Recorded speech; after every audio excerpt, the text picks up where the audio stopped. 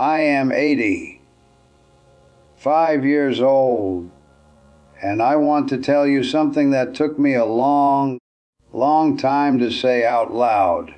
My kids stopped visiting. Not all at once. Not because of a fight. Not because something terrible happened between us. They just stopped. And for the longest time, I told myself it wasn't true. I told myself they were busy. I told myself the grandkids had school, and the jobs were demanding, and the weekends fill up fast when you're raising a family. I told myself all of that, and some of it was even true. But here I am, sitting in this chair, the same chair I've sat in for 30 years, and the house is quiet. Real quiet. The kind of quiet that gets inside your chest and just sits there. My name is Walter, and I have been walking this earth for 85 years. I raised 3 children in this house, a son named Daniel, a daughter named Carol, and another son named Michael. I worked 40 years so they could have what I never did. I coached Little League on Saturday mornings when my back was already giving me trouble. I drove Carol to every piano recital, every school play, every one of her friends' birthday parties, back when her mother passed, and it was just the 2 of us holding things together. I was there, and I want to be very clear. I am not telling you this to make my children look bad. I am telling you this because I believe a lot of you watching right now know exactly what I'm talking about, and nobody says it plainly enough, so I will. It didn't happen overnight. That's what I need you to understand first. The year I retired, they came regularly. Daniel would bring the grandkids on Sunday afternoons. Carol called every few days. Michael lived about 3 hours away, but he'd make the drive on holidays, and sometimes just because he wanted to. Life felt full. I was adjusting to the slower pace, but the visits kept the quiet from becoming loneliness. Then Daniel got promoted. Good job, long hours. His wife was working too. The Sunday visits became every other Sunday. Then once a month. Then holidays only. I understood. I really did. Carol had her own health troubles for a while. Nothing serious, but enough to keep her close to home. Our phone calls got shorter, then less frequent. Then I noticed I was always the one calling first. And Michael moved, not far, not across the country, but a new town, new neighborhood, new community. And when you move like that, life fills back up fast. New routines, new neighbors, new demands on your time and your heart. I was still here, in this same house, in this same chair, but something had shifted. Now, I spent about 2 years being bitter about it. I'm not ashamed to say that. 2 years of waiting by the phone. 2 years of rehearsing what I'd say. When Daniel finally called without me, having to call him first. 2 years of looking out that front window on Sunday afternoons, waiting for a car to pull into the driveway, the way it used to. The car didn't come, and I had to decide what I was going to do with that. So here's what I learned. Not because I have it all figured out. Lord knows I don't. But I've been sitting with this long enough now to say something honest.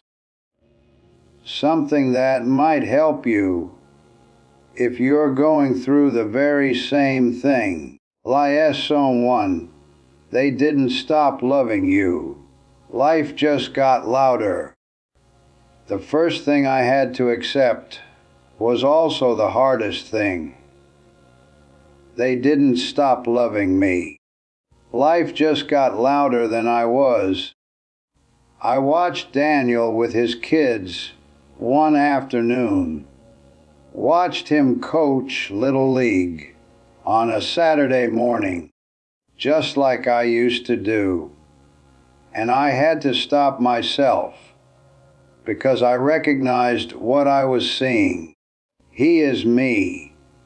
40 years ago, when I was his age, raising children, paying a mortgage, holding a job, keeping everything moving, did I call my own father every week? Did I drive 3 hours just to sit with him on a quiet Sunday afternoon? I did not, and my father never said a word about it. He just loved me, quietly and without conditions. That thought stopped me cold one evening, right here in this chair. The business isn't rejection. It's just life doing what life does. When you're in the middle of it, raising kids, paying bills, trying to hold everything together, you don't always look up. You just keep moving forward. The people left behind feel it deeply. But the people moving forward aren't trying to leave anyone behind. They're just moving. I had to let that land before anything else could reach me. Before I go any further, if any of this is sitting close to your heart right now, I want you to drop a comment below.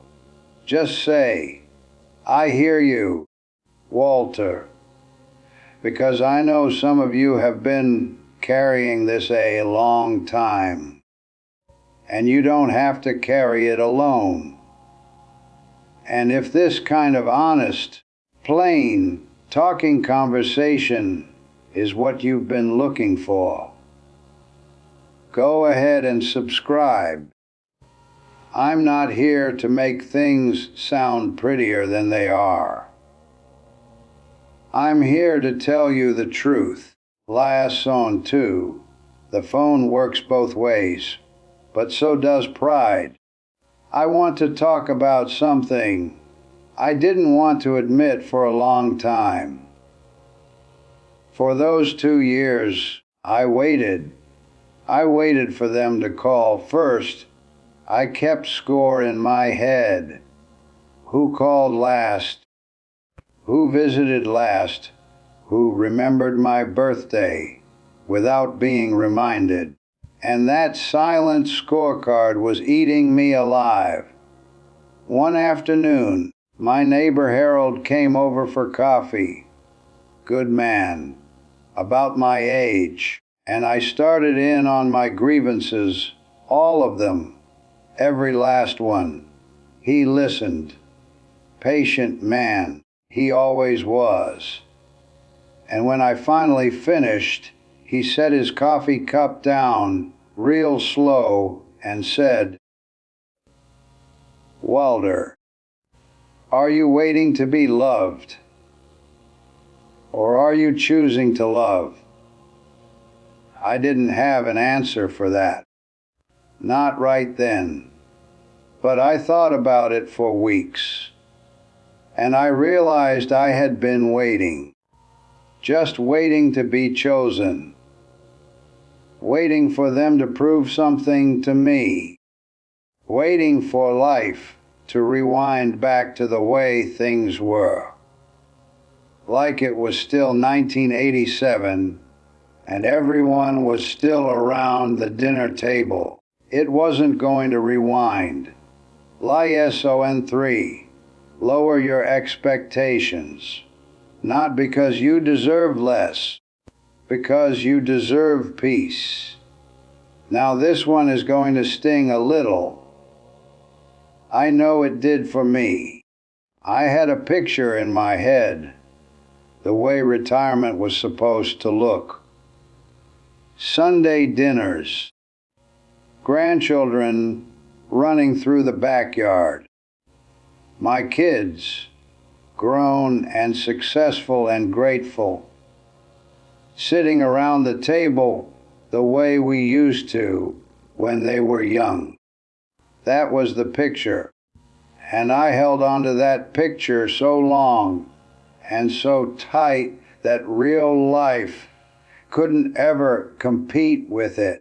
My son Daniel called me one evening, actually called me first, which I noticed right away, and asked if he could stop by on a Saturday.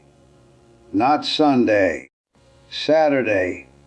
And my first thought, God forgive me, was disappointment. Because in my picture, it was always Sunday. It was always that specific version of how things used to be. He came over anyway. We sat on the porch. We talked for 3 hours about his job, about the grandkids, about a fishing trip he'd been thinking about planning. It was a real good afternoon, one of the better ones I'd had in a long while. But I almost ruined it before it even started, because it didn't look exactly the way I expected it to look.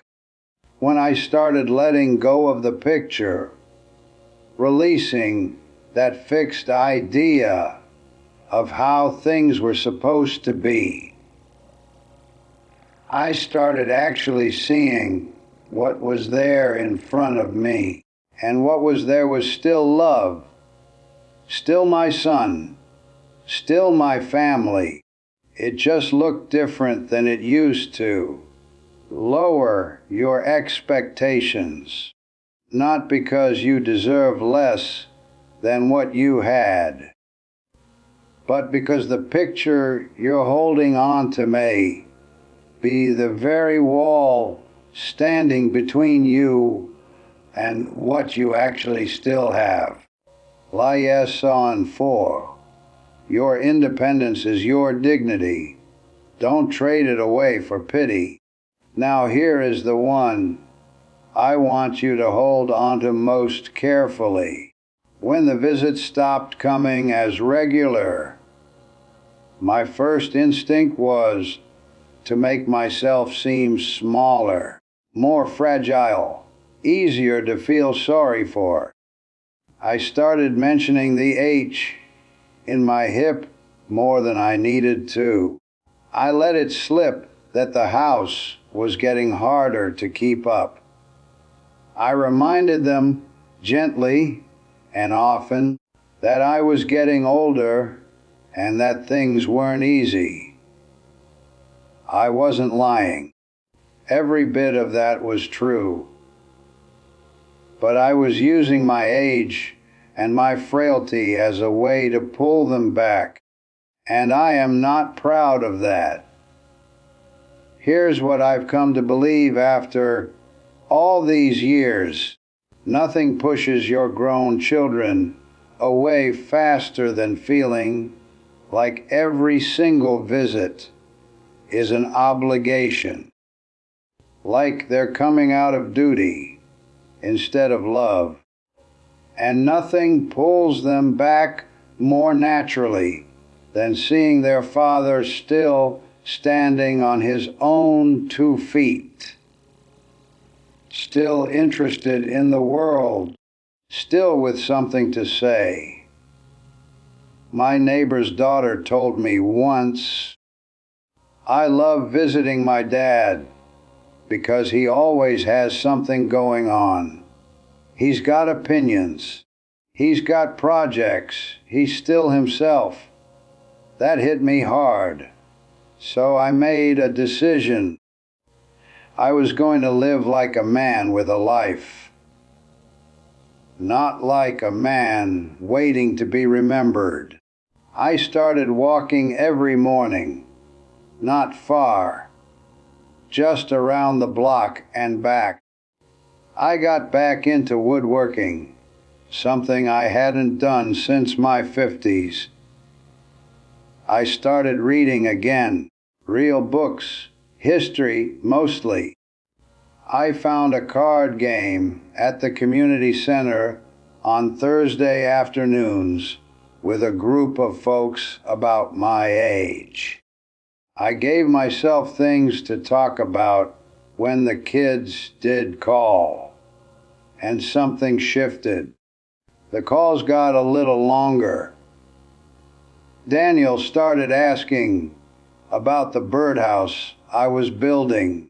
Carol wanted to know how my Thursday games were going. Michael started sending me little jokes by text. Nothing deep, nothing long, but something. A little something each week. I was still their father, not their obligation, not their burden, their father. There is a difference between those things, and that difference matters more than almost anything I could tell you today. Lesson 5. Forgive them for being human. I don't want to close this without saying one more thing. I forgave my children, not in a dramatic way, not in a sit-down conversation full of tears and apologies and things left too long unsaid, just quietly, in my own heart. One ordinary morning, while I was drinking my coffee and looking out the kitchen window at the backyard, I decided I was done being hurt. Not because they didn't deserve some accountability. Maybe they did. But because being hurt was costing me something I could not afford to keep spending. It was costing me time, and at 85 years old, time is the one thing I refuse to waste on bitterness. They are good people. They are doing the best they know. How with what they've got? The world got loud and fast and demanding, and their old father was still here, in the quiet house, where things moved slower. They didn't mean to drift, and even if some small part of them did, even if the visits slowed down partly because it was getting hard to look at me and feel how much time had passed. I understand that too. It is hard to watch your parents get old. I watched mine. I know exactly what that feels like. That mix of love and grief and guilt all folded together. So I forgave them. And I forgave myself for the 2 long years I spent keeping score and waiting by a window that nothing was coming through. I am 85 years old, and here is what I know to be true. Your children are not going to love you exactly the way they did when they were small. That season is behind you now, but a new one is possible if you'll stop mourning the old one just long enough to actually see it. Pick up the phone first. Build something with your hands. Go to the Thursday card game. Walk around the block in the morning air. Be someone your children want to call. Not because they feel guilty about not calling, but because you still have something real worth calling about. And on the days when this house gets real quiet and the chair feels too still and the afternoon stretches out longer than you want it to, just remember this. You raised them to go out and live their lives.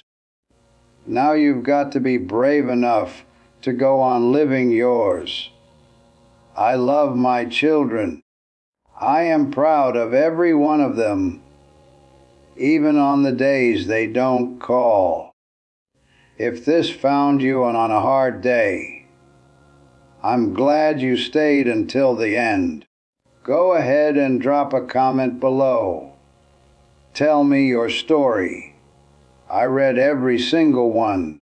And if you know someone who needed to hear this today, share it with them. Sometimes all it takes is knowing you're not the only one sitting in a quiet house wondering where the time went. Take good care of yourself. You have earned it.